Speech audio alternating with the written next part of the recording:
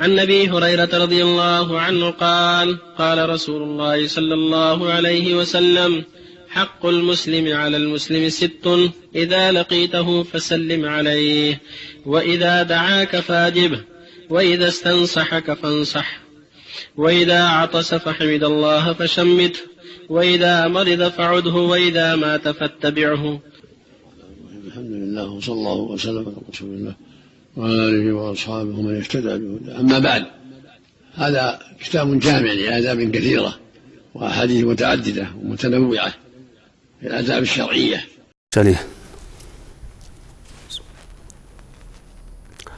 الحمد لله رب العالمين، والصلاة والسلام على أشرف الأنبياء وسيد المرسلين نبينا محمد وعلى آله وصحبه أجمعين. أما بعد، فسبحانك اللهم لا علم لنا إلا ما علمتنا إنك أنت العليم الحكيم. اللهم علمنا ما ينفعنا وانفعنا بما علمتنا وزدنا علما نافعا وعملا صالحا یا رب العالمین.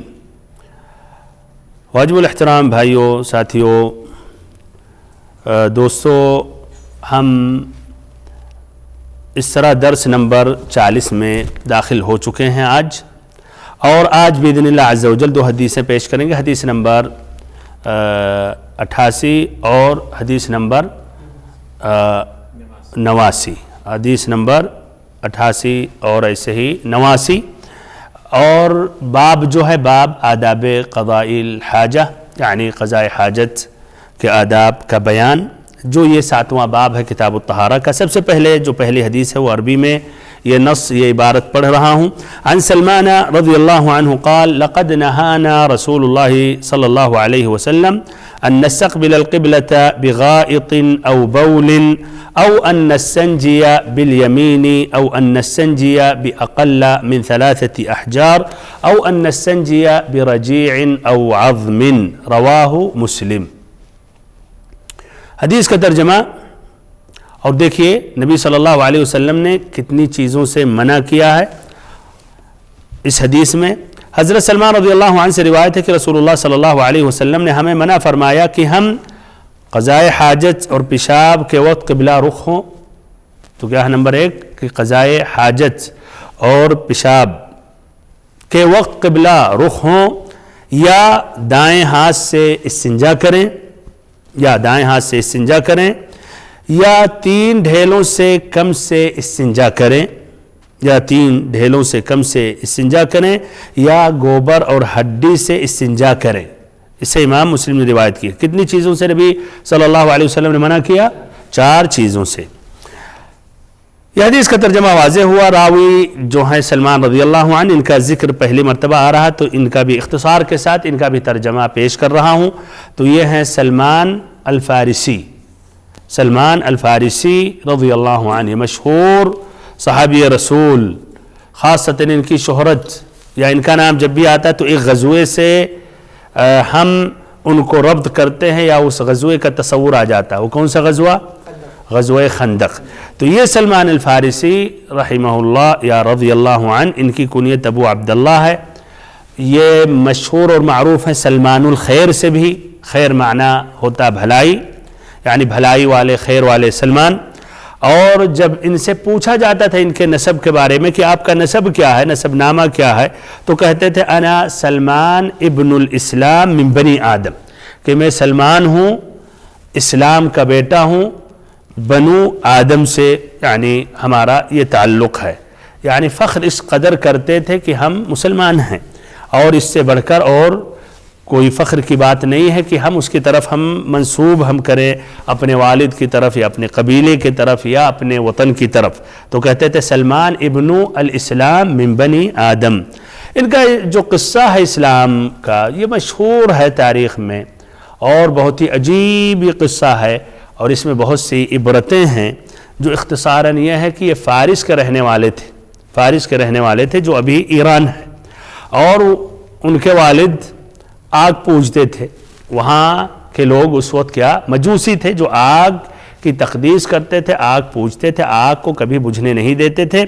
انہوں نے اپنے گھر کو چھوڑا اور ایسے ایک قافلے کے ساتھ ملک شام آ گئے، وہاں انہوں نے عیسائیت اختیار کر لی اور پادریوں کے ساتھ اس طرح یہ دین سیکھتے رہے، یہاں تک کہ آخری پادری جس سے ان کی ملاقات ہوئی اس نے کہا کہ اب اس روئے زمین پر ہمارے علم کے مطابق کوئی بھی حق پر نہیں ہے، لیکن ایک نبی کا زمانہ قریب آ چکا ہے، اور وہ نبی کی بستی جو ہوگی، شہر ہوگا، حرات کا ذکر کیا، وہ جو کالے پتھر ہوں گے اور ایسے کھجور بہت زیادہ وہاں ہوں گا۔ تو اس طرح یہ سلمان رضی اللہ عنہ نے اس بات کو اچھی طرح اپنے ذہن میں بیٹھا لی، اور اس طرح وہ دیار عرب جانے کی انہوں نے کوشش کی۔ قصہ بہت طویل ہے، کچھ عرب کے قبیلوں نے ان کو دھوکہ دے کر بیچ دیا، ایک یہودی کے پاس گئے، پھر اس یہودی نے کسی اور یہودی کے پاس یا ایک یہودی سے بیچ دیا جو یثرب میں رہتا تھا، مدینہ میں۔ جب مدینہ پہنچے تو وہ نشانیاں دیکھ کر پہچان گئے کہ یہ اسی نبی کا یہ شہر ہے، اور سبحان اللہ اس کے بعد نبی صلی اللہ علیہ وسلم نے ہجرت کی، قصہ طویل ہے، اور انہوں نے اسلام قبول کر لیا۔ نبی صلی اللہ علیہ وسلم نے پھر یہ مکاتبت، یعنی اس کا جو مالک تھا اس کے ساتھ اتفاق کر کے مسلمانوں نے مل کر ان کی مدد کی، اس طرح وہ آزاد ہوئے، اور پہلا غزوہ جس میں شریک رہے غزوہ خندق، اور اس غزوہ خندق میں انہی کا یہ مشورہ تھا جو عرب کے لوگ نہیں جانتے تھے، اس لیے کہ 10,000 لشکر جرار تیار ہو کر آیا تھا، اور وہ مدینہ میں اگر داخل ہو جاتا تو عقلی اعتبار سے، دنیاوی حساب سے یہ خاتمہ ہو جاتا مدینہ والوں کا، لیکن اللہ اکبر، اللہ تعالیٰ نے مسلمانوں کی مدد کی سلمان الفارسی رضی اللہ عنہ کی رائے سے۔ انہوں نے جو خندق ادھر کھودا، جہاں سے ہی وہ داخل ہو سکتے تھے، اس کے علاوہ اور کوئی چارہ نہیں تھا، یا تو پیچھے باغات تھے کھجور کے، دائیں بائیں وہ پہاڑ تھے، تو اسی جہاں سے داخل ہونے کا امکان تھا وہاں انہوں نے خندق یہ کھودی، جس کے وجہ سے وہ لشکر جرار یہاں نہیں پہنچ سکا۔ نہیں، وہ چھلانگ لگانا آسان نہیں تھا، اور جب تک کوشش بھی کرتے تو یہاں مسلمان بھی مقابلہ کر رہے تھے۔ بہرحال ابو سفیان نے بھی جب یہ دیکھا تو کہا کہ یہ تو ایسا مکیدہ ہے کہ یہ عرب کے لوگ یہ تو نہیں جانتے۔ تو بہرحال یہ سلمان الفارسی رضی اللہ عنہ ہیں جن کی یہ رائے تھی۔ اس کے بعد تمام غزوات میں نبی صلی اللہ علیہ وسلم کے ساتھ شریک رہے، اس کے بعد فتوح عراق میں بھی شریک رہے۔ عمر رضی اللہ عنہ نے اپنے زمانے میں انہیں مدائن کا گورنر بنایا، اور ان کے انتقال ہونے کے بارے میں یہ آتا ہے کہ کب انتقال ہوئے، ان کا جو سن وفات ہے تو سن 36 ہجری میں مدینہ میں ان کا انتقال ہوا۔ ان کی کتنی عمر تھی جب انتقال ہوا؟ الذہبی رحمہ اللہ الکاشف میں بیان کرتے ہیں، کتاب ان کی الکاشف ہے، تو کہتے ہیں کہ سب سے زیادہ جو ان کی عمر کے بارے میں مؤرخین نے کہا، وہ کہا کہ 350 برس کے تھے، 350 برس، اور ایک دوسرا قول ہے 250، یعنی 250 سال تک جیے۔ لیکن پھر کہتے ہیں کہ ہم تحقیق کرنے کے بعد یہ بات سامنے آئی، اور زیادہ یہی صحیح ہے کہ ان کی عمر 80 سال تھی بس، اور 100 تک بھی نہیں پہنچے، لیکن مشہور کر دیا گیا کہ ان کی عمر 350 تک ہے، 250 تک ہے۔ وہ بلوغ المرام کا جو ترجمہ اس میں بھی یہی ذکر کیے ہیں، لیکن صحیح جو ہے وہ کیا ہے کہ 80 سال کی عمر تھی، اس سے زیادہ یعنی نہیں، ان کی عمر اس سے زیادہ نہیں تھی غالباً، اور زیادہ صحیح یہی ہے واللہ اعلم۔ ورنہ اگر 250 یا 350 اگر آپ پکڑیں گے تو اس طرح اندازہ لگائیے کہ جب وہ مدینہ آئے تو کتنی ان کی عمر تھی ہوگی، کتنی عمر تھی ہوگی ہجرت سے اگر جوڑے؟ ہاں 214 عمر تھی، ہاں اگر 250 پکڑیں، اور اگر 350 پکڑیں تو کتنا ہوگا؟ 314۔ اتنے بوڑھے بڑھاپے میں آدمی کہاں سے یہاں وہاں دوڑے، یعنی اگر جو زندہ بھی رہے، عقلاً تصور ہم کر لیں تو آدمی کی کیا کیفیت رہے گی، اس کی صحت اور تندرستی، تصور اگر کر لیں تو غالباً یہ سب صحیح اور درست نہیں ہے۔ اور یہ الذہبی رحمہ اللہ کی بات بالکل معقول ہے کہ 80 سال کی ان کی عمر تھی، اس سے زائد یا اس سے زیادہ ان کی عمر نہیں ہوئی۔ اور ان کا جو قصہ ہے، قصہ اسلام، یہ امام احمد بن حنبل نے اپنی کتاب مسند میں تفصیل سے ذکر کیا ہے، ابن سعد نے بھی کتاب الطبقات میں۔ آگے بڑھتے ہیں، اور حدیث کی جو تخریج ہے، اس حدیث کی روایت کس نے کی ہے؟ کس امام نے روایت کی ہے؟ امام مسلم نے۔ امام مسلم رحمہ اللہ، اچھی طرح ذہن میں بیٹھا لیں، سلمان مسلم، سلمان ادھر بھی ادھر مسلم، کیوں؟ اس لیے آگے ابھی آئے گا، کیا آئے گا کہ اختلاف ہوگا ایک مسئلے میں، کیا قبلہ کا رخ کرنا یا استدبار کرنا، پشت دینا قضاء حاجت کے وقت بنیان میں، یعنی گھروں کے اندر جو باتھ روم بنتے ہیں اس میں کیا یہ جائز ہے یا ناجائز ہے؟ اس کے بارے میں جب بات آئے گی تو یہ سامنے حدیث استحضار کریں۔ اچھا، تو یہ مسلم رحمہ اللہ نے روایت کی ہے اپنی کتاب صحیح میں، پیج نمبر 125، اس کی ضرورت نہیں ہے، امام مسلم نے روایت کی ہے اپنی کتاب صحیح میں، پیج نمبر 125، حدیث نمبر 262، کتاب الطہارہ، باب الاستطابہ۔ کئی طریقوں سے روایت کرتے ہیں، تمام طریق جا کے مل جاتا ہے اس طریق سے۔ الاعمش جو روایت کرتے ہیں ابراہیم ابن یزید النخعی سے، جو روایت کرتے ہیں اپنے ماموں عبد الرحمن ابن یزید النخعی سے، جو روایت کرتے ہیں سلمان الفارسی رضی اللہ عنہ سے۔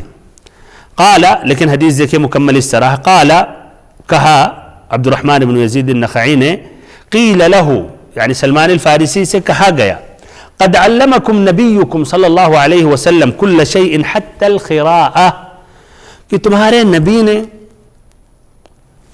ہر چیز انہوں نے بتا دیا، واضح کر دیا، ہر چیز کی تعلیم وہ دے دیے، یہاں تک کہ خراء یعنی قضاء حاجت کے آداب۔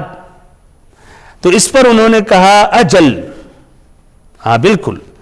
پھر یہ حدیث انہوں نے بیان کی، لقد نہانا رسول اللہ صلی اللہ علیہ وسلم ان نستقبل القبلة بغائط او بول او ان نستنجی بالیمین او ان نستنجی باقل من 3 احجار او ان نستنجی برجیع او عظم۔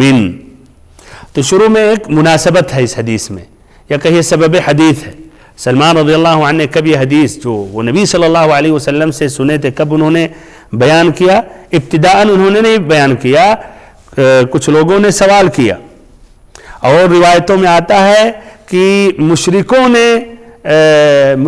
نے سوال کیا، تو اس پر انہوں نے یہ جواب دیا۔ تو یہ سبب الحدیث ہے یا سبب ورود الحدیث، جس طرح کی قرآن مجید کی آیتوں کے نزول کے بارے میں کیا کہا جاتا ہے؟ کچھ آیتیں، کچھ سبب کے بعد آیتیں نازل ہوئیں تو اس کو کیا کہا جاتا ہے؟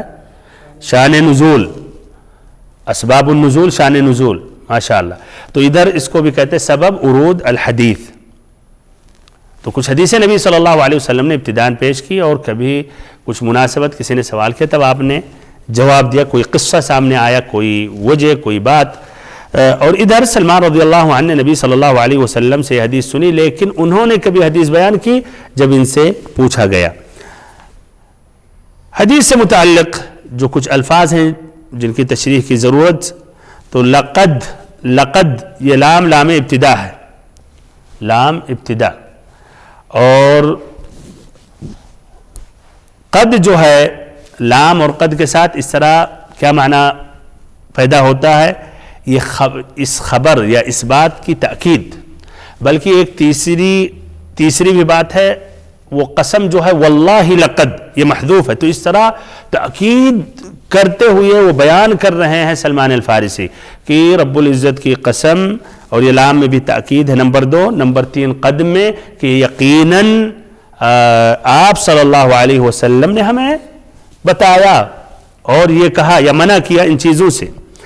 قیل لہ اس کا میں نے بھی بیان کیا کہ کچھ لوگوں نے سوال کیا، اور ایک روایت میں ہے قال لنا المشرکون انی ارى صاحبکم یعلمکم او انی ارى صاحبکم یعلمکم حتی یعلمکم الخراءہ، کہ مشرکوں نے ان سے کہا کہ تمہارے ساتھی نے، ہم دیکھ رہے ہیں تمہارے ساتھی تمہیں بتا رہے ہیں یہاں تک کہ قضاء حاجت کے آداب۔ تو اس پر انہوں نے کہا اجل لقد نہانا رسول اللہ صلی اللہ علیہ وسلم الحدیث۔ حتی الخراء کا واضح کر دیا میں نے، الخراء ایسے ہی ہے آداب قضاء الحاجہ، اس میں مثلا اس میں بیٹھنے کا جو آداب ہے، اور جو نجس نکلتا ہے اس کو الخراء کہتے ہیں، ادھر کیا لفظ ہے؟ ادھر نہیں، اس حدیث میں نہیں، وہ تو سبب حدیث میں ہے، حتی القراءہ، القراءہ آداب قضاء الحاجہ، اور اگر تا مربوطہ کو ہٹا دیں گے تو وہ سمجھیے اس نے جس چیز جو انسان سے خارج ہوتا ہے اس کو کہا جاتا ہے۔ فقال اجل، تو اس پر انہوں نے کہا کہ اجل، نعم، اجل کا کیا معنی ہے؟ نعم، ہاں، تو نعم اور اجل مترادف ہیں کہ نہیں؟ لیکن دونوں میں کچھ فرق ہے یا نہیں؟ لغوی اعتبار سے نعم بہتر یہ ہے، فرق نہیں ہے، معنی آپ نعم کہہ سکتے ہیں، اجل کہہ سکتے ہیں، لیکن اہل لغت کہتے ہیں اگر استفہام ہے تو نعم جواب میں دینا زیادہ بہتر ہے۔ جیسے اگر یہ سوال کیا جائے هل ذهب محمد، کیا محمد گئے، تو کیا بہتر ہے؟ نعم کہنا، نعم کہنا، ہاں۔ اور اگر یہ خبری ہے، اخبار ہے، ذهبت الى المدرسہ یعنی اسکول گئے تھے، تو کیا بہتر ہے؟ اجل۔ لیکن دونوں کہنا درست ہے، لیکن ادھر جہاں استفہام نہیں ہے، سوال کرنے والا جان رہا ہے کہ آپ گئے تھے، لیکن ایک کبھی تاکید ہوتی ہے اسکول گئے تھے آپ، تو بہتر ادھر کیا جواب دے کہ اجل، اگر وہ پہلے سے جانا، ذهبت الى المدرسہ یعنی وہ جان رہا کہ آپ گئے ہیں اسکول، تو ادھر اجل کہنا زیادہ بہتر ہے۔ تو دیکھیے اس میں بھی باریکیاں ہیں۔ فقال اجل لقد نہانا، یہی لقد نہانا، لقد نہانا اسی جملے میں وہ 3 تاکیدات ہیں، یہ پھر سے بات ادھر آ رہا ہے، لقد نہانا رسول اللہ صلی اللہ علیہ وسلم ان نستقبل القبلۃ بغائط او بول، قبلہ رخ ہو کر بیٹھیں پیشاب یا پاخانہ کرتے وقت۔ یہاں استقبال کا ہے بھائی، استدبار نہیں آیا ہے کہ نہیں، اور کریں ابھی دوسری حدیث میں دونوں آئے گا۔ تو ادھر کس چیز سے منع کیا گیا ہے؟ استقبال کرنے سے۔ اس کا مفہوم یہ ہے کہ اگر آدمی اپنی پشت دے دے، ہاں، قبلہ پیچھے اس کے رہے اور پھر وہ قضاء حاجت کے لیے بیٹھے، تو اس حدیث کا جو مفہوم ہے کہ کوئی حرج نہیں ہے۔ کیا منع؟ استقبال نہیں کرنا چاہیے، قبلہ رخ ہو کر نہیں بیٹھنا چاہیے آپ کو، لیکن اگر پشت دے رہے پیچھے ہے قبلہ تو اس کا مفہوم کوئی حرج نہیں۔ لیکن ابھی وہ حدیث آئے گی دوسری جو حدیث ہے ابو ایوب الانصاری رضی اللہ عنہ، تو اس میں دونوں منع ہے۔ بغائط او بول، صحیح مسلم کا جو لفظ ہے لغائط، اور ایسے یہ بھی مروی ہے بالغائط۔ او ان نستنجی باقل او ان نستنجی بالیمین، اس سابقہ حدیث میں اس کا ذکر آیا، داہنے ہاتھ سے یعنی صفائی کرنا۔ او ان نستنجی باقل من 3 احجار، کہ 3 پتھر سے یا 3 ڈھیلوں سے کم استعمال کرنے سے بھی نبی صلی اللہ علیہ وسلم نے منع کیا۔ استنجا کا بار بار ذکر آیا، استنجا سے مراد صفائی کرنا قضاء حاجت کے بعد، اور زیادہ یہ استعمال کرتے ہیں پانی کے لیے، لیکن استجمار کے لیے بھی کہہ سکتے ہیں استنجا، یعنی اگر ڈھیلا استعمال کر رہا ٹیشو، اس کو بھی آپ استنجا کہہ سکتے ہیں۔ تو استنجا یعنی قضاء حاجت کے بعد جو صفائی کرتے ہیں اس کو استنجا کہتے ہیں، اور فقہا میں تفصیل ہے، استنجا جو پانی استعمال کیا جائے اور استجمار ڈھیلے یا ٹیشو استعمال کیے جائیں۔ او ان نستنجی باقل من 3 احجار او ان نستنجی برجیع او عظم، یا پھر ایسے ہی ہم استنجا کریں یعنی استعمال کریں رجیع یا عظم۔ رجیع سے مراد کیا؟ گوبر، میگنی، اور عظم ہڈی، اور اس کی وضاحت ابھی فقہ الحدیث میں ہوگا کیوں، کیا وجہ ہے۔ اس طرح حدیث کے متعلق اتنی باتیں مکمل ہو گئیں۔ اب اس حدیث سے جو مستنبط فائدے ہیں وہ پیش کرنے جا رہا ہوں، پیش کرنے سے پہلے تاکہ آپ لوگ کا ذہن تیار ہو جائے اور یہ بات اچھی طرح سمجھ سکیں، تو آپ ہی لوگوں سے پوچھ رہا ہوں کہ اس حدیث میں کیا مسائل سامنے آتے ہیں جس کا تعلق باب آداب قضاء الحاجہ سے۔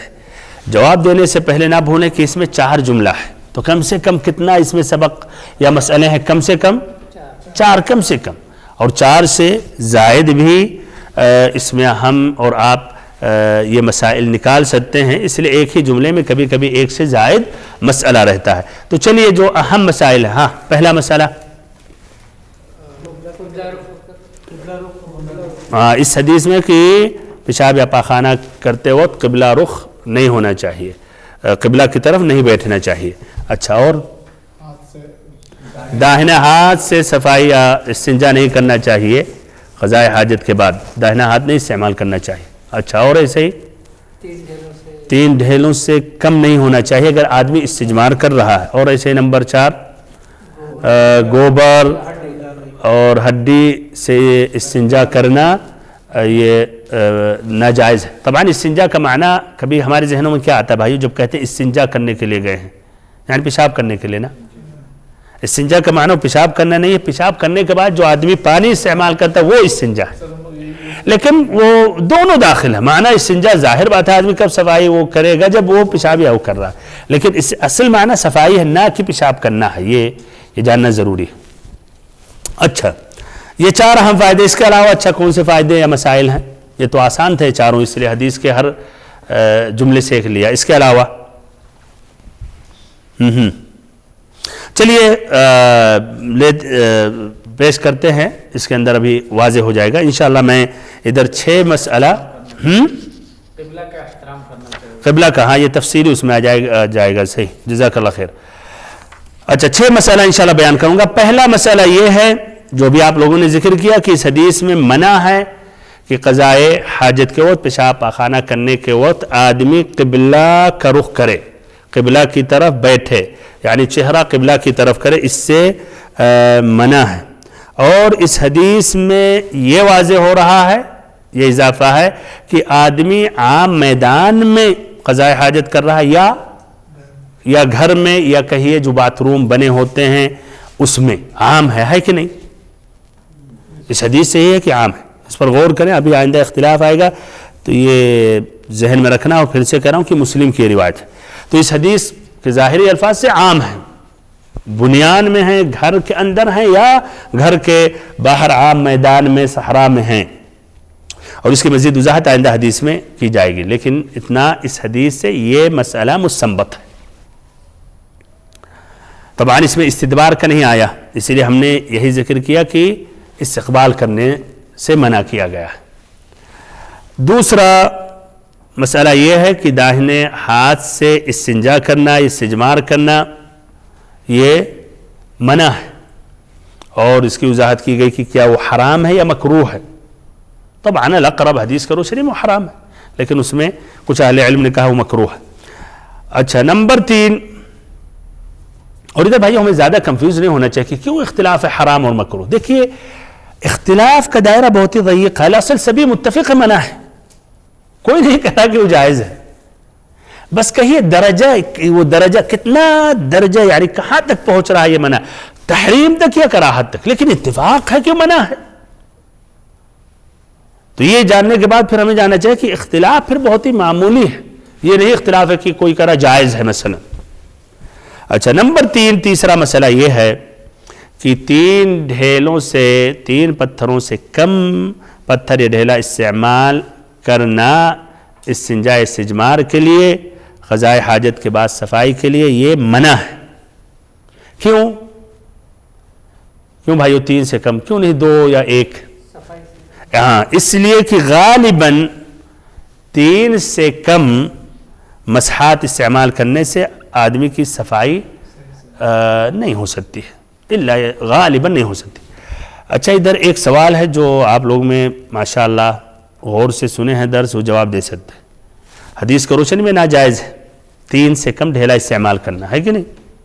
اور اس کا وجہ کیا ہے کہ غالباً وہ صفائی نہیں مکمل ہوتی, مکمل طور پر صفائی نہیں حاصل ہو سکتی. لیکن کچھ ایسے حالات ہیں 3 سے کم بھی استعمال کر سکتے ہیں اور کہا جائے گا جائز ہے. 1 بھی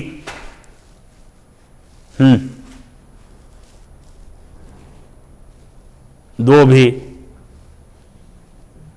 ہاں نہیں ملے گا تو 2 ہی سے کر سکتے ہیں, یعنی ضرورت کے وقت نہیں, ایسا نہیں. ہاں بہرحال جب 2 مل سکتا ہے تو پتھر اتھر ملنا آسان, اور پہلے سے آدمی کو تیاری اس کی کرنی چاہیے. یہ مسئلہ نہیں ہے انشاءاللہ, شاید یہ ضرورت نہیں ہے.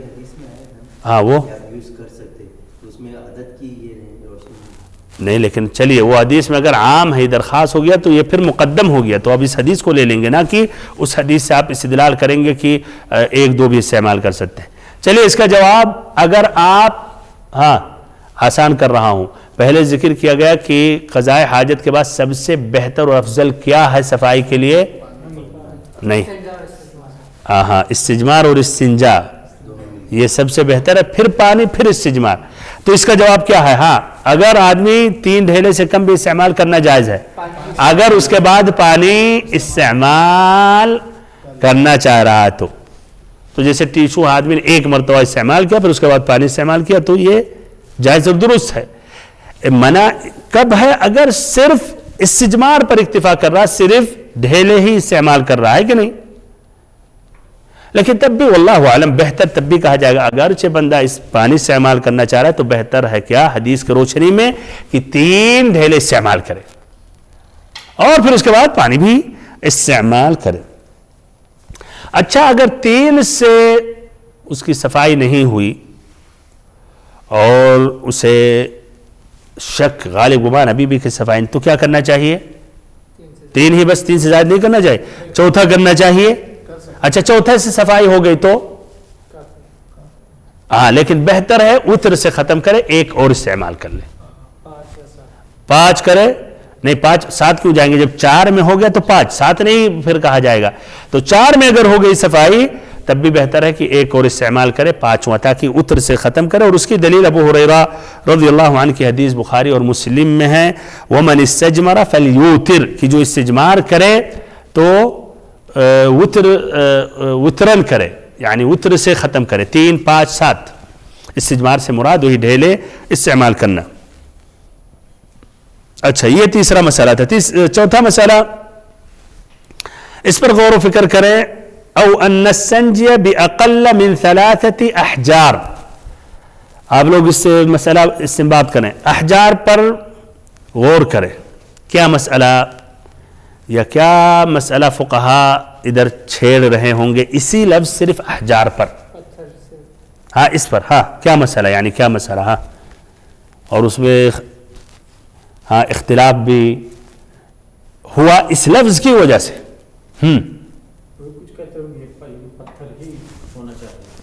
جزاک اللہ خیر.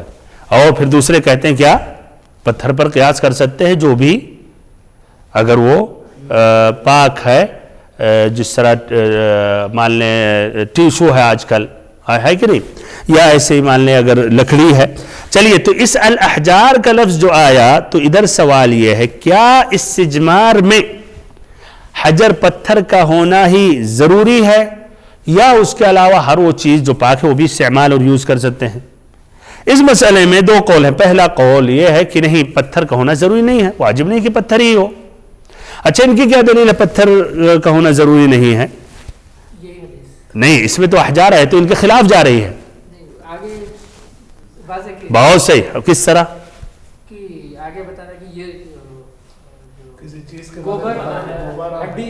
ہاں، اس کا معنی بہت صحیح، ماشاءاللہ، جزاک اللہ خیر، بہت صحیح، بہت اچھے. اچھا، تو یہ قول ہے کہ نہیں، پتھر کا ہونا ضروری نہیں ہے، پتھر کے علاوہ اور بھی چیز جیسے آج کل ٹیشو ہے بلکہ اور کپڑا ہے یا اور بھی پاک چیز ہے، لکڑی ہے، وہ استعمال کر سکتے ہیں. ان کی دلیل 2 دلیلیں ہیں. پہلی دلیل کہ مقصد ہے صفائی، ہے کہ نہیں؟ مقصد ہے صفائی کرنا، نہ کہ کوئی چیز مخصوص ہے وہ پتھر کا ہونا. اور شریعت نے اس لیے یہاں احجار کا ذکر کیا، اس لیے اس وقت زیادہ آسانی سے مل جاتا تھا اور کیا کہہ رہے ہیں، اور یہ زیادہ پایا جاتا تھا. اس لیے مثال بطور مثال شریعت نے دی ہے، نہ کہ اس کا ہونا ہی لازمی ہے اور ضروری ہے. ایسے ہی دوسری دلیل کہ آگے نبی صلی اللہ علیہ وسلم نے منع کیا گوبر یا ہڈی استعمال کرنے سے، تو اس سے واضح ہوا کہ الاصل کوئی بھی چیز جائز ہے اور اس میں سے جو منع کیا گیا یہ دونوں چیزیں. اور اگر پتھر کے علاوہ ہر چیزیں منع ہوتا تو آپ صلی اللہ علیہ وسلم واضح کر دیتے کہ پتھر ہی بس استعمال کرو، اور ادھر رجی اور عزم ذکر کرنے کی ضرورت ہی نہیں تھی کہ ان دونوں کو نہیں استعمال کرو، بلکہ کہتے پتھر کے علاوہ کوئی بھی چیز استعمال نہیں کرو. دوسرا قول یہ ہے کہ طبعا پہلا قول یہی جمہور اہل علم کا ہے. دوسرا قول یہ بعض الظاہریہ جن کا ذکر آیا جو حدیث کے ظاہری لفظ کو لے کر پکڑ لیتے خلاص اس کو چھوڑتے نہیں. احجار تو خلاص پتھر کا کوئی چیز نہیں ہو سکتا، ان کے نزدیک قیاس ہے ہی نہیں. تو ان لوگوں نے کہا نہیں، ضروری ہے استنجا میں استجمار میں پتھر کا استعمال کرنا. کیا دلیل؟ کہنے حدیث میں ان کی یہ دلیل ہے. طبعاً یہ قول مرجوح ہے، راجح قول پہلا قول ہے. پانچواں مسئلہ، اس سے آپ لوگ تاکہ آسانی ہو اسی سے لیا جا رہا ہے، من ثلاثت احجار. اس سے پہلے احجار سے لیا گیا، اب من ثلاثت احجار، 3 پتھروں سے. کیا 3 پتھروں سے مراد 3 الگ الگ پتھر ہونا چاہیے یا 3 مرتبہ مسح کرنا؟ بمعنی اگر ایک پتھر مان لیں بڑا ہے اور اس کے 3 کونے نکلے ہوئے ہیں یا 3 طرح گویا اس میں 3 پتھر ہے جڑا ہوا ہے، تو کیا وہ استعمال اگر کر لیا بندے نے 3 مرتبہ 3 جانب سے، تو اس نے اس حدیث پر عمل کیا اور کہا جائے گا اس نے 3 مرتبہ کیا، یا کہا جائے گا نہیں ایک ہی مرتبہ کیا ہے؟ کیا رائے ہے؟ ارے یار کہاں سے کہاں پہنچی آپ. یہ بھی بات صحیح ہے، طلاق والا مسئلہ 3 ایک ہی ساتھ آ گیا تو ایک مانا جائے گا. طبعا طلاق والا بھی مسئلہ جو صحیح ہے قول جمہور اہل علم کہ 3 ہے بھائیوں، یہی ہے. اچھا تو بہرحال اس کو چھوڑے، آپ ذہن میں کہاں سے لے آئے وہاں. اچھا اس میں بھی اختلاف ہے، اور اختلاف کی وجہ وہی ثلاثت احجار، 3 پتھر مستقل ہوتا. کوئی بھی عربی اگر 3 پتھر، ایک بڑا پتھر ہے اگر اس میں 3 کونے نکلے ہوئے ہیں، مثلا 3 پتھر جڑے ہوئے ایک ساتھ اور اس کے 3 جانب سے گول گول نکلے ہوئے ہیں یا 4، تو کتنا پتھر ہے؟ ایک ہی رہے گا نا، بڑا ہو یا چھوٹا ہوتی وہ ایک ہی ہے. تو جنہوں نے اس پر غور کیا، یہ ظاہریہ کا منہج ہے، مذہب ہے، انہوں نے کہا نہیں 3 مستقل الگ ہونا چاہیے. ان کی دلیل یہی ہے ثلاثت احجار. لیکن دوسرا جو قول ہے اور یہی صحیح ہے کہ نہیں، ایسا نہیں، ایسا تکلف نہیں کرنا چاہیے. مراد ہے 3 پتھروں سے 3 مسحات. اگر ایک پتھر سے وہی معنی آ گیا 3 مسحات، 3 مرتبہ آدمی نے مسح کیا تو کافی ہے. اس لیے کہ حقیقت میں مراد یہاں پتھر نہیں ہے کہ مستقل 3، بلکہ مراد ادھر مسح کرنا ہے. تو بہرحال صحیح پہلا ہی یہ صحیح یہی ہے کہ ایک پتھر اگر اس میں 3 جانب ہے، تینوں جانب استعمال کر لیتے ہیں مرتبہ تو کافی ہے. چھٹا مسئلہ یہ ہے، آخری جو جملہ ہے، اس طرح کہیے 6 مسئلہ بیان کیا گیا، اس میں 4 جملے، ہر جملے سے ایک فائدہ، صرف جو تیسرا جملہ اس سے 3 فائدہ لیا گیا. او ان السنجی باقل من 3 احجار، ایک 3 احجار اور ایک احجار اور ایک پورے جملے سے لیا گیا. چھٹا اور آخری جو مسئلہ یہ ہے کہ منع ہے کہ آدمی استجمار کرے ہڈی سے یا میگنی سے یا گوبر سے. یہ منع ہے. کیوں منع ہے؟ دیکھیے اگر وہ ہڈی جو ہے، اگر ہڈی ماکول اللحم کا ہے، یعنی بکرا، گائے، اونٹ، اور اس کو ذبح کیا گیا بمعنی گوشت کھانا اس کا حلال تھا، تو یہ جو ہڈی پاک ہے یا نہیں؟ ادھر پاک ہے نا. تو یہ جو پاک ہے یہ جنوں کا یہ کھانا ہے، اللہ تعالیٰ ان کے لیے مہیا کر دیتا ہے، اس پہ گوشت ڈال دیتا ہے. جس طرح کی وہ حدیث ابن مسعود رضی اللہ عنہ کی، جب وہ جن آئے تھے نبی صلی اللہ علیہ وسلم سے انہوں نے ملاقات کی، اپنے ساتھ لے کر گئے، تو اس پر انہوں نے نبی صلی اللہ علیہ وسلم سے اپنے کھانے کے بارے میں سوال کیا کہ ان کے لیے کیا چیز جائز ہے، کیا کھا سکتے ہیں. تو اس پر آپ صلی اللہ علیہ وسلم نے کہا لکم کل عظم ذکر اسم اللہ علیہ، کہ تمہارے لیے ہر وہ ہڈی جس پر اللہ کا نام لیا گیا ہے، یقع فی ایدیکم اوفر ما یکون لحما، کہ وہ ہڈی اس پر اللہ تعالیٰ گوشت ڈال دے گا تمہارے لیے، اور وہ تمہارا وہ غذا یا کھانا ہوگا، خوراک ہوگا جو حلال ہے تمہارے لیے. وکل بعرہ علف لدوابکم، اور ایسے ہی یہ جو جانور ہیں مویشی، اونٹ، گائے، بکرا، بکری، یہ میگنی بھائیو کیا ہے؟ پاک ہے، نجس نہیں ہے نا، ماکول اللحم کا. تو یہ ان کے جو مویشی ہیں، جانور ہیں، ان کے لیے علف ہوگا، چارہ ہوگا. یہ حدیث بھائیو مسلم کی ہے. پھر آپ صلی اللہ علیہ وسلم نے اسی حدیث میں کہا جو مسلم کی دوسری حدیث ابن مسعود رضی اللہ عنہ کی ہے، فَلَا تَسْتَنْجُوا بِهِمَا فَإِنَّهُمَا طَعَامُ إِخْوَانِكُمْ، تو اس سے استنجا مت کرو، یہ تمہارے بھائیوں کا یہ کھانا ہے یا خوراک ہے. اگر یہ ہڈی پاک ہے تو، اور اچھا مان لیں وہ نجیس ہے، مردہ ہوا جانور کا تھا، تو تو وہ نجس ہے تو اس سے آپ استعمال نہیں کر سکتے ہیں، ہے کہ نہیں؟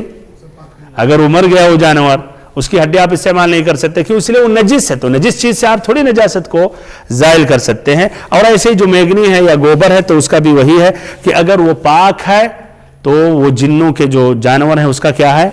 چارہ ہے اس کے لیے، اور اگر نجس ہے تو وہ آپ اس سے پاکی نہیں حاصل کر سکتے ہیں۔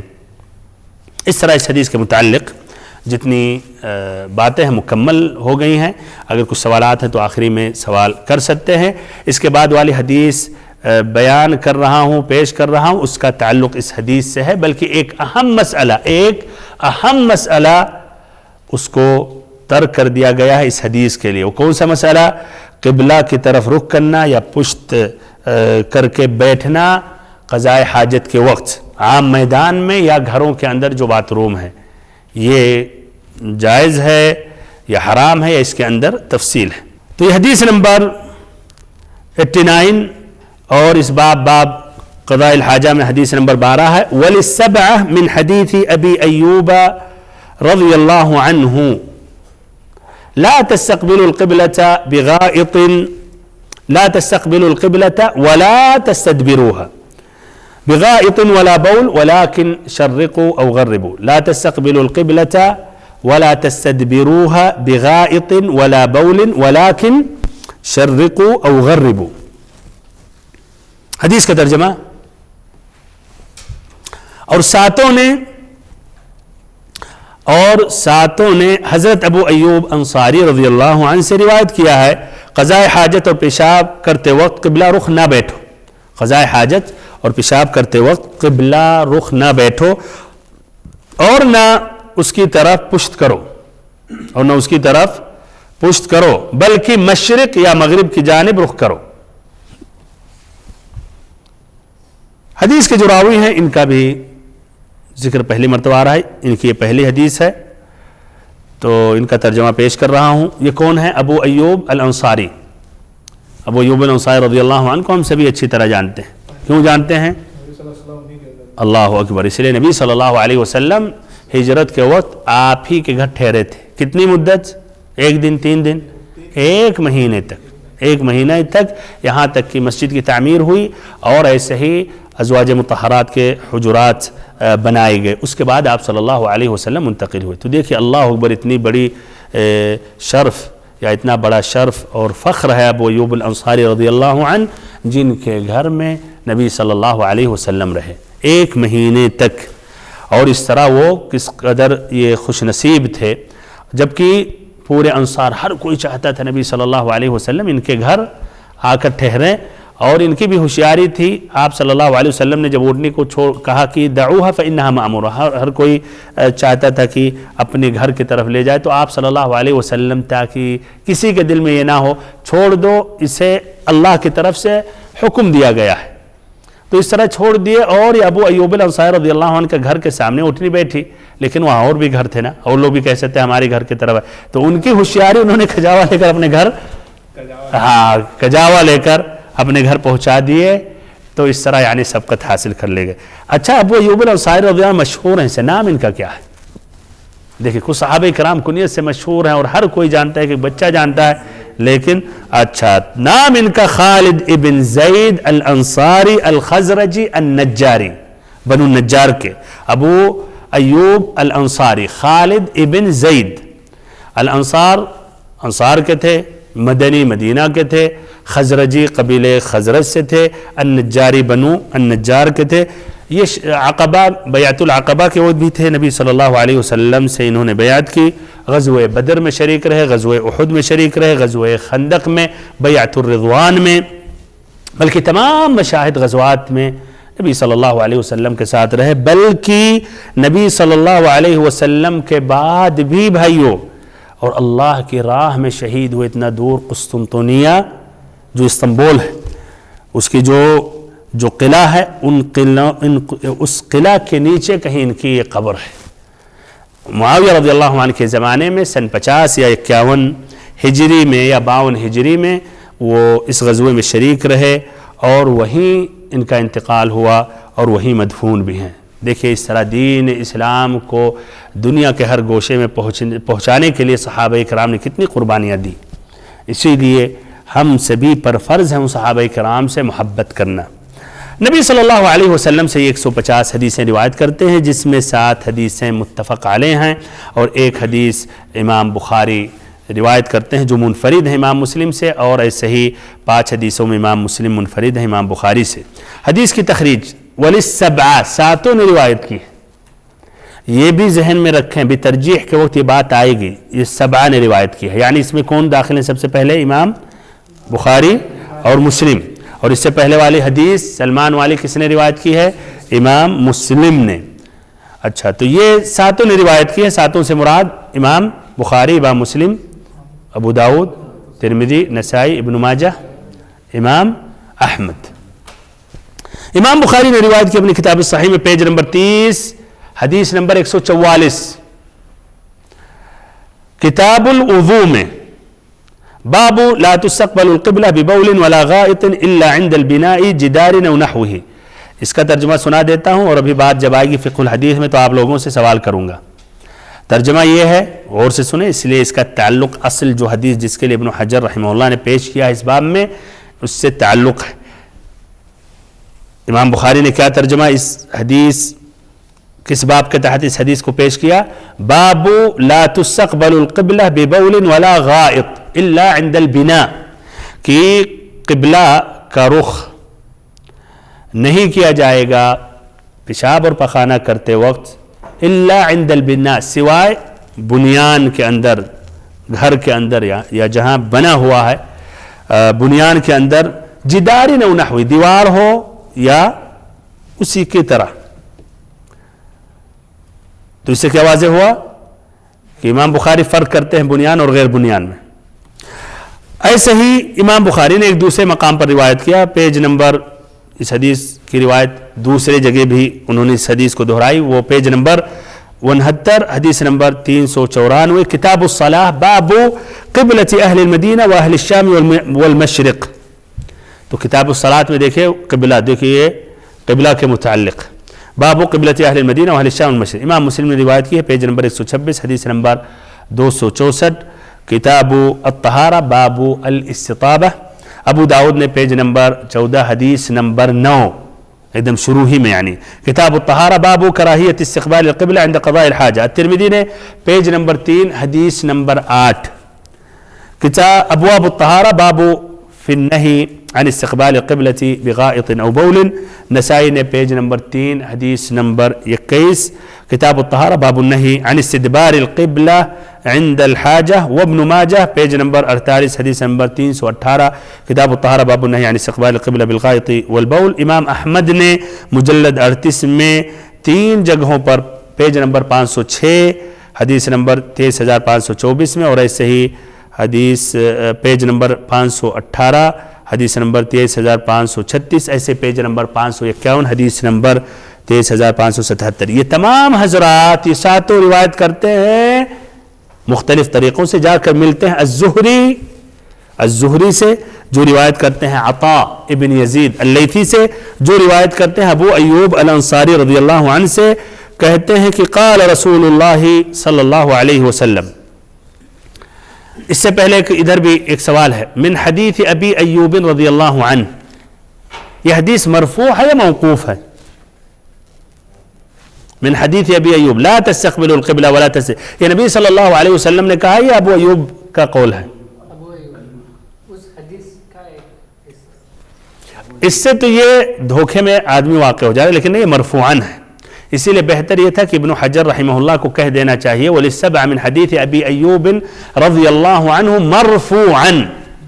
مرفوعاً کہہ دیتے تو یعنی نبی صلی اللہ علیہ وسلم تک اس بات کو پہنچا رہے ہیں، رفع کر رہے ہیں، اٹھا رہے ہیں، لیکن انہوں نے نہیں کہا تو یہ کنفیوز ہو سکتا آدمی، لیکن نہیں، مراد یہ کیا مرفوع، اور اس کی دلیل کیا ہے؟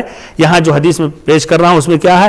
عن ابی ایوب رضی اللہ عنہ قال قال رسول اللہ صلی اللہ علیہ وسلم اذا اتیتم الغائط، بخاری کے جو الفاظ ہیں دیکھیں مقارنہ کیجئے، فرق ہے، اذا اتیتم الغائط فلا تستقبلوا القبلہ ولا تستدبروها ولكن شرقوا او غربوا، کچھ فرق ہے نا، یہ بخاری کا لفظ ہے، اذا اتیتم الغائط فلا تستقبلوا القبلة ولا تستدبروها، یہ نہیں ہے باقی بغائط ولا بول، ولكن شرقوا او غربوا.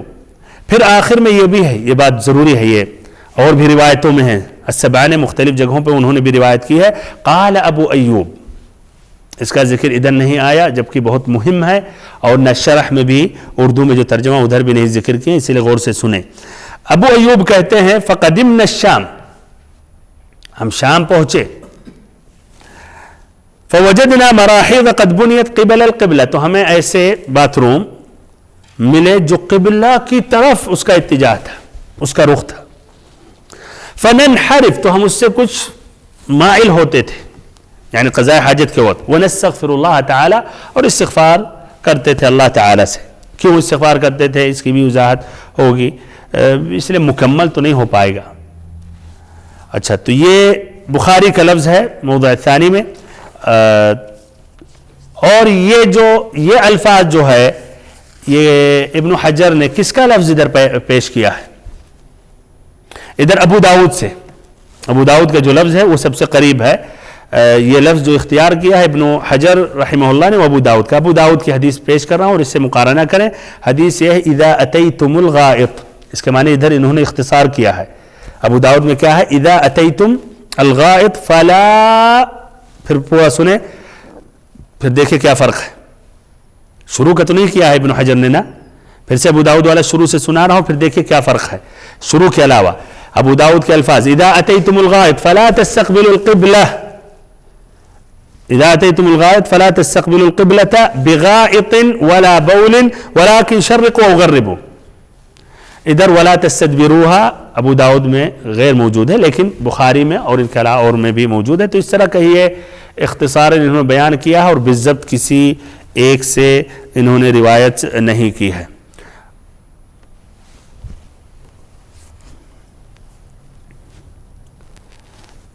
اچھا، آگے اب اس طرح بڑھتے ہیں اور حدیث سے جو کچھ الفاظ ہیں اس کی وضاحت کر رہا ہوں. اذا اتیتم الغائط فلا تستقبلوا القبلہ، قبلہ سے مراد کیا ہے؟ لا تستقبلوا القبلہ، قبلہ سے مراد کیا ہے؟ کعبہ، کعبہ یا کعبہ کا رخ، بہت صحیح. یعنی ادھر مراد القبلہ سے مراد کعبہ ہے، لیکن ادھر مراد کیا ہے کہ قبلہ کعبہ کا استقبال نہیں کرو، یعنی کعبہ کا استقبال نہیں کرو نہ اس کا رخ، ہے کہ نہیں؟ دور سے جانتے ہیں ہم بالضبط تھوڑی کوئی، تو وہ پورا وہ سمت جو ہے اس سے ہمیں اجتناب کرنا چاہیے. تو مراد یہی ہے. اور یہ جو لا ہے یہ کیا ہے؟ ناہیہ ہے، لا منع کرنے کے لیے، لا تستقبلوا القبلہ. اور فعل اس کے بعد مجزوم ہے بحذف حرف النون، فلا تستقبلوا القبلة ولا تستدبروها. تستدبروها کا معنی کیا؟ یعنی پیٹھ آدمی دے، پیچھے کر کے بیٹھے، آگے قبلہ نہیں ہے لیکن پیچھے ہے اس کے. وَلَكِنْ شَرِّقُوا أَوْ غَرِّبُوا، شَرِّقُوا أَوْ غَرِّبُوا کا معنی کیا ہے؟ بلکہ اپنے چہرے کو مشرق کی طرف کرو یا مغرب کی طرف کرو. کب؟ قضاء حاجت کے وقت. یہ خطاب کن کے لیے ہے؟ تمام امت کے لیے ہے، جہاں کہیں ہم ہیں، ہندوستان میں ہیں، ریاض میں ہیں، ہاں، یا مخصوص لوگوں کے لیے ہے بھائیو عبارت؟ وہ کون ہے؟ جن کے یہاں سے قبلہ جو ہے مدینہ والے. پھر سے غور نہیں کیے شاید آپ لوگ. حدیث کا پہلا جملہ کیا ہے کہ جب قضاء حاجت کے لیے بیٹھو تو نہ قبلہ کا رخ کرو نہ ایسے ہی پیٹھ دو، ہے کہ نہیں؟ پھر آپ صلی اللہ علیہ وسلم نے کہا لیکن مشرق یا مغرب کی جانب اپنا منہ کرو. تو مشرق اور مغرب کی جانب کرنا یہ تمام امت کے لیے، پوری دنیا والوں کے لیے ہے. اگر ہم اس پر کریں تمام دنیا والوں کے لیے، تو اگر ہم ابھی مغرب کی طرف چہرہ کریں گے، اس میں آیا ہے نا کہ مشرق کی طرف کرو یا مغرب. اگر ہم مغرب کی طرف کریں گے تو کیا ہے مغرب کی طرف بھائیو؟ کعبہ. تو پہلے جملہ کی مخالفت ہوئی یا نہیں؟ تو اس سے واضح ہوا کہ یہ خطاب ہے مدینہ والوں کے لیے اور مدینہ والوں کے جانب جو لوگ ہیں ان کے لیے ہے. مدینہ کہاں واقع ہے؟ مکہ کے کہاں واقع ہے؟ شمال میں. تو مدینہ والے کس طرف چہرہ کر کے نماز پڑھتے ہیں؟ جنوب کی طرف، ساؤتھ کی طرف، ہے کہ نہیں؟ اور ہم لوگ ابھی ریاض میں کس طرف کر کے نماز پڑھتے ہیں؟ مغرب کی طرف. تو جو مدینہ والے ہیں جو شمال میں واقع ہیں ان کے لیے مشرق کی طرف کرنا یا مغرب کی طرف کرنا قبلہ نہیں آتا ہے. ہے کہ نہیں. لیکن وہ جنوب کی طرف چہرہ کریں یا شمال کی طرف چہرہ کریں، اگر جنوب کی طرف چہرہ کریں گے تو وہ قبلہ کا استقبال کر رہے ہیں قضاء حاجت کے وقت، اور اگر شمال کی طرف کریں گے تو پھر وہ پشت سے استقبال کر رہے ہیں یا پشت دے رہے ہیں، تو ان کے لیے ہے. سمجھ میں آئی بات؟ ولیکن شرقوا او غربوا. لیکن یہاں جو ہم لوگ ریاض میں ہیں تو ہمارے لیے کیا ہوگا؟ ولیکن شرقوا اور غربوا سے ہم کیا کہیں گے؟ یہاں کیا ہمارے لیے کیا عبارت ہونی چاہیے؟ لیکن شمال یا جنوب کی طرف کرو، شمال یا جنوب کی طرف اپنا رخ کرو، ہے کہ نہیں؟ حدیث سے جو مستنبط فائدے، ہاں کیا رہا ہے، کیا فائدہ ہے اس میں؟ ایک اہم مسئلہ ہے. ہاں تو قبلہ کی طرف نہ قبلہ کی طرف چہرہ ہونا چاہیے قضاء حاجت کے وقت، نہ ایسے ہی نہ پیٹھ کو دینا چاہیے، نہ پشت قبلہ کی طرف کر کے بیٹھنا چاہیے، نہ چہرہ قبلہ کی طرف کر کے بیٹھنا چاہیے، نہ ایسے ہی پشت کو قبلہ کی طرف کر کے بیٹھنا چاہیے. یہ منع ہے. اچھا اب سوال یہ ہے کہ کیا حرام ہے یا مکروہ ہے؟ الحدیث الاصل حرام ہے، لیکن سوال ہے کیا عام ہے میدان، کھلے میدان اور گھروں کے لیے بھی، یا فرق ہے؟ دونوں فرق ہے. اچھا چلیے یہ ذکر کر رہا ہوں، ترجیح کے وقت آپ لوگوں سے سوال کروں گا، پھر سے دہرا رہا ہوں اس مسئلے کو. نمبر ایک کہ اس حدیث میں منع ہے کہ ہم قبلہ کا رخ کریں، قبلہ کی طرف چہرہ کر کے بیٹھے یا پشت کر کے ہم بیٹھیں قضاء حاجت کے وقت، پیشاب ہو یا پاخانہ کرنے کے وقت. اور یہ جو النہی ہے، جو منع ہے، یہ للتحریم کے لیے ہے کہ یہ حرام ہے، مکروہ نہیں، حرام ہے. جمہور اہل علم کے نزدیک کیا ہے؟ یہ حرام ہے. تو اس طرح آدمی گنہگار ہوگا. لیکن اس کے اندر بھائیوں تفسیر میں اگر ہم جائیں گے تو اس میں اختلاف ہے. 5 اقوال بیان کیے جاتے ہیں. اس میں جو اہم قول، 2 قول ہے، وہی بس میں پیش کروں گا. 2 اہم جو قول ہے.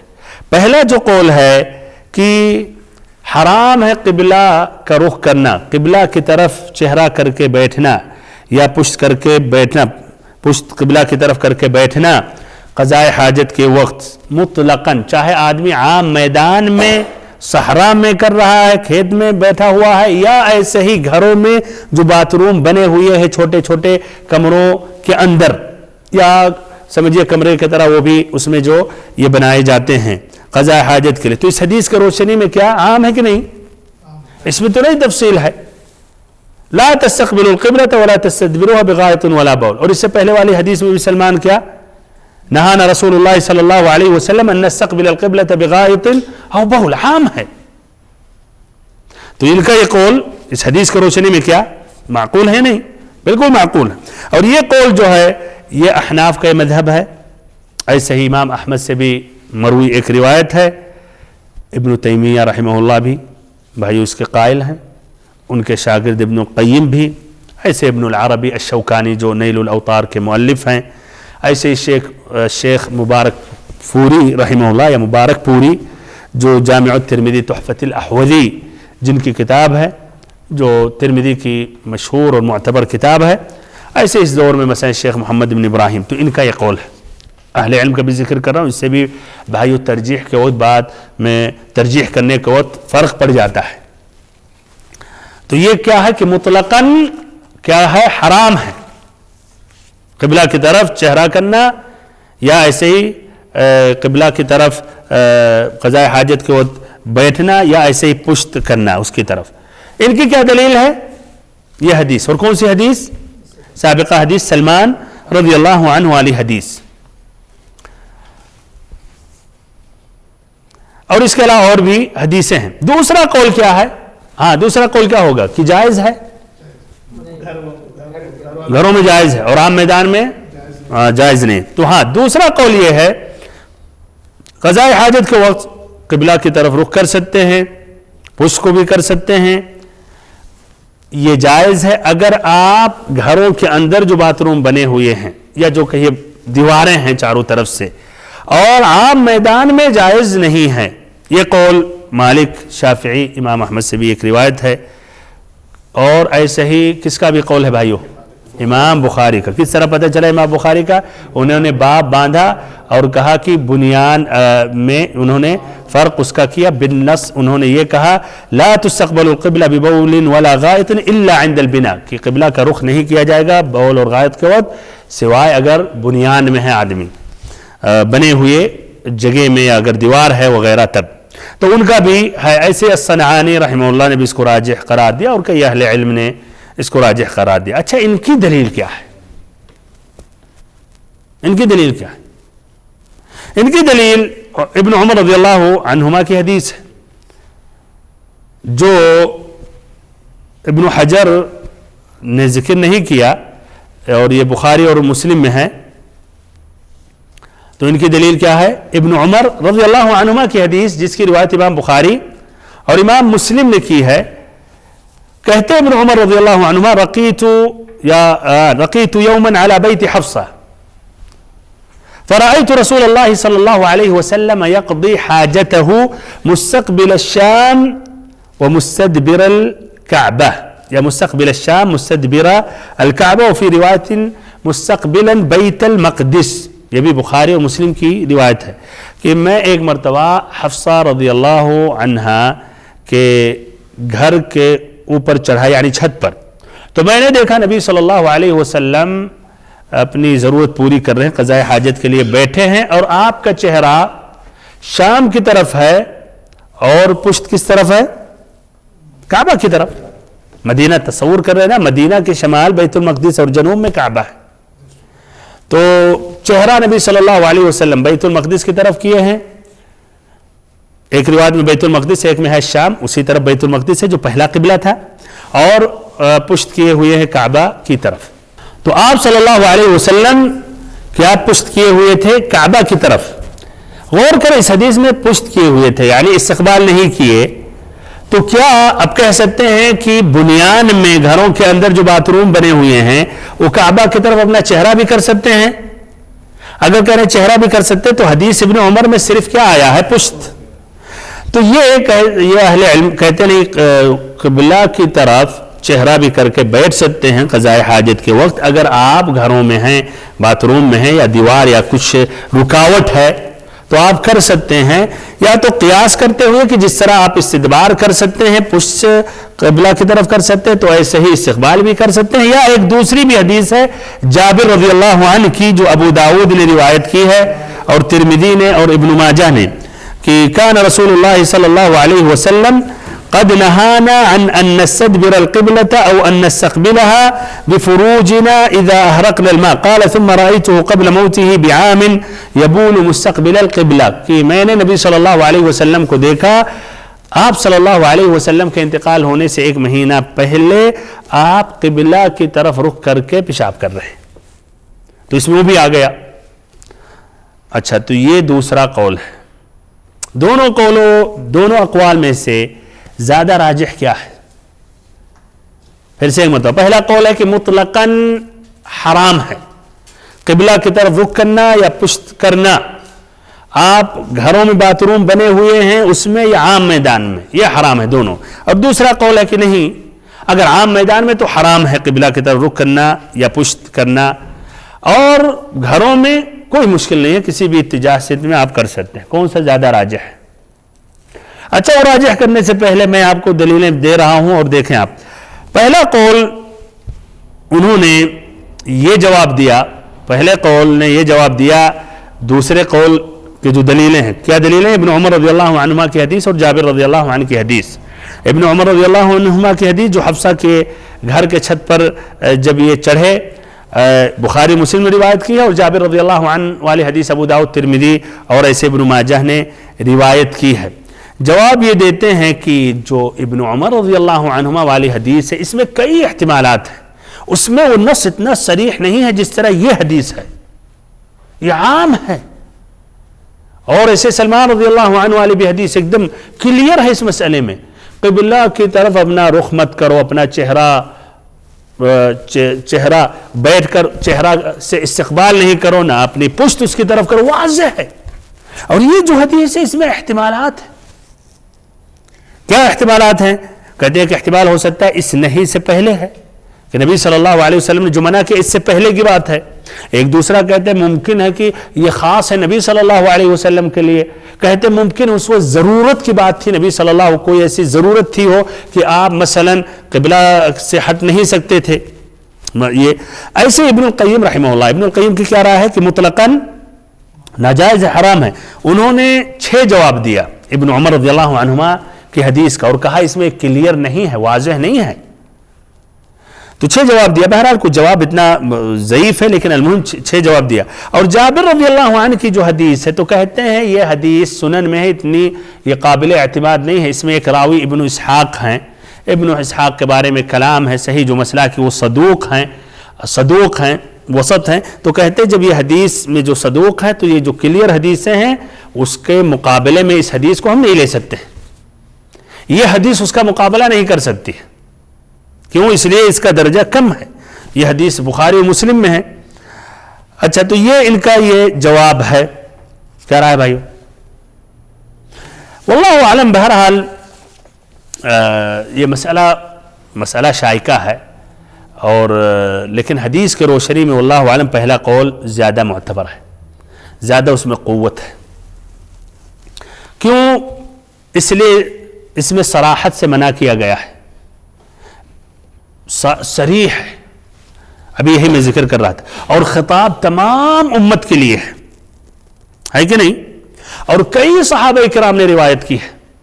ابو ایوب الانصاری رضی اللہ عنہ, سلمان الفارسی نے, ابو ایوب الانصاری رضی اللہ عنہ, امام بخاری امام مسلم نے اور 7 نے روایت کی ہے بلکہ, اور سلمان والی امام مسلم نے روایت کی. ابو ہریرہ رضی اللہ عنہ بھی مسلم میں موجود ہے. اس کے علاوہ اور بھی حدیثیں ہیں, اور اس کے مقابل میں جو حدیثیں ہیں حقیقت میں یا تو اس میں وہ قوت نہیں ہے, استدلال کرنے میں ضعف ہے, کمزوری ہے, یا سند کے اعتبار سے اس میں کلام ہے. اور خود وہ جو راوی ہیں اس میں مثلاً سلمان یا ابو ایوب الانصاری رضی اللہ عنہ, دیکھیے آخر میں انہوں نے کیا کہا کہ جب ہم شام گئے تو قبلہ کی طرف وہ باتھ روم یا حمام بنے ہوئے تھے تو ہم کیا اس سے ہٹتے تھے, مائل ہوتے تھے اور اللہ سے استغفار کرتے تھے. تو اس سے واضح کیا ہو رہا کہ صحابی رسول نے کیا سمجھا نبی صلی اللہ علیہ وسلم کی ان حدیثوں سے کہ منع ہے مطلقاً. یہ صحابی نے نہیں سمجھا کہ نہیں بنیان اور غیر بنیان میں فرق ہے. تو یہ بھی بھائیو یہ اس سے قوت ملتی ہے. یہ صحابی رسول کا عمل, انہوں نے نہیں کہا کہ چلو جب اس طرح بن گیا تو کوئی مشکل نہیں, اس سے اجتناب وہ کر رہے ہیں. پھر ایسے ہی دوسری وجہ یہ ہے کہ بھائیو منع کیوں کیا گیا ہے؟ کیوں منع کیا گیا ہے قبلہ کی طرف ہم چہرہ نہ کریں نہ پشت کریں؟ کیوں؟ کعبہ کی تعظیم, کعبہ کا احترام. تو کعبہ کی تعظیم اور احترام آپ بنیان میں ہو یا گھر میں ہو بات ایک ہی ہے.